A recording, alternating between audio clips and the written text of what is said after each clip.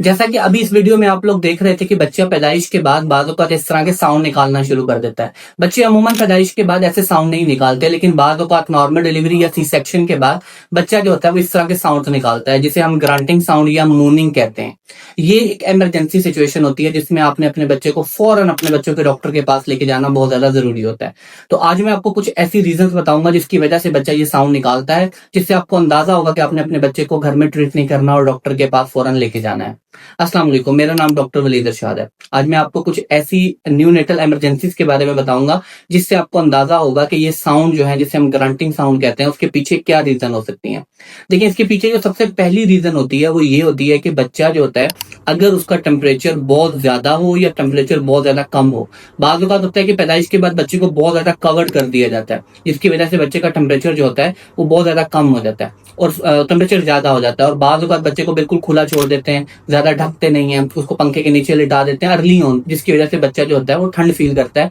और ऐसे साउंड निकालना शुरू कर देता है। तो ये फाइंड आउट करना कि बच्चा कहीं ठंड या गर्मी की वजह से साउंड तो नहीं निकाल रहा, पहले तो ये बहुत ज्यादा जरूरी होता है।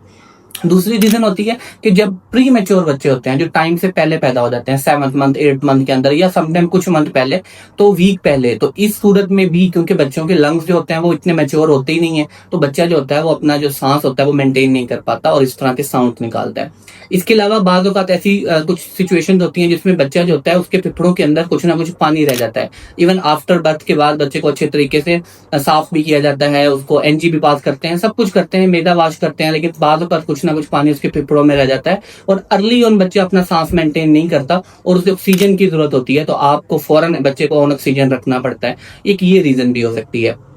इसके अलावा कुछ ऐसे बच्चे होते हैं जिनमें सेप्सिस हो जाती है, मतलब इन्फेक्शन होने की वजह से भी बच्चे जो होते हैं वो अपना जो सांस होता है वो बहाल नहीं कर पाते और इस तरह की ग्रंटिंग साउंड, मतलब अपने ना इस तरह के साउंड निकालते हैं और उनकी चेस्ट पर भी, जैसे कि आप इस वीडियो में देख रहे हैं, इस तरह की रिट्रैक्शन फील होती है, जिससे आपको अंदाजा हो जाता है कि आपको अपने बच्चे को डॉक्टर के पास लेके जाना है और वो जो होता है आपका बच्चे को नर्सरी में एडमिट करवाना जरूरी होता है। इसके अलावा कुछ कॉन्जेनाइटल हार्ट डिजीज होती हैं, जैसे बच्चों के दिल में सुराख है, उसकी वजह से भी बच्चा जो होता है वो ग्रंटिंग करता है, अपना रंग बदलता है, बच्चे का जो रंग होता है वो कभी नीला हो जाता है, कभी काला हो जाता है। तो ये इस तरह की सिचुएशन होती है। नंबर 5, अगर आपका बच्चा ग्रांटिंग कर रहा है लेकिन उसके साथ उसका रंग जो है वो बदल रहा है, बार बार ऑक्सीजन पे वो रंग ठीक रहता है और जैसे ऑक्सीजन हटाते हैं वो रंग बदल लेता है, तो इसका मतलब है कि आपके बच्चे को फौरन किसी पेडियाट्रिशियन या NICU की न्यूनेटल इंटेंसिव केयर यूनिट की जरूरत है, ताकि आपके बच्चे को जल्द अज जल्द जो उसको रिक्वायर्ड ट्रीटमेंट है वो स्टार्ट हो जाए। ये कुछ ऐसी रीजन होती हैं जिससे हमें पता चलता है कि बच्चे का ग्रांटिंग साउंड के पीछे की रीजन क्या है।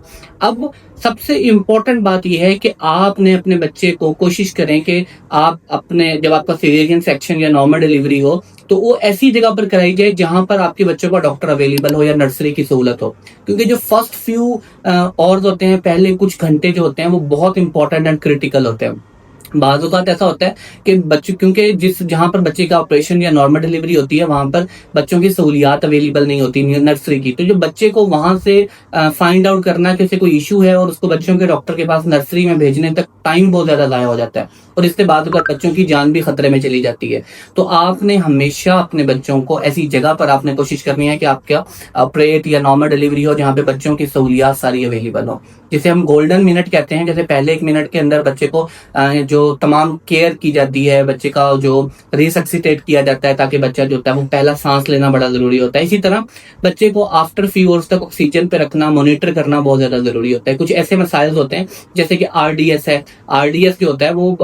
कुछ आवर्स के बाद वो वॉर्स होना शुरू हो जाता है, रिस्पिरेटरी डिस्ट्रेस सिंड्रोम, या TTP जैसे कुछ ऐसे मसाइल होते हैं। तो इसलिए हमेशा कोशिश करें कि आपके बच्चे की पैदाइश के बाद उसे एक दफा अपने बच्चों के डॉक्टर के पास जरूर चेक करवाएं, ताकि वो फाइंड आउट कर सके कि आपके बच्चे को कोई इशू है या नहीं। अपने बच्चों का बहुत ज्यादा ख्याल रखें और इस तरह की मजीद इंफॉर्मेटिव वीडियोस के लिए देखते रहें क्लिनिक ऑफ पीडियाट्रिक्स।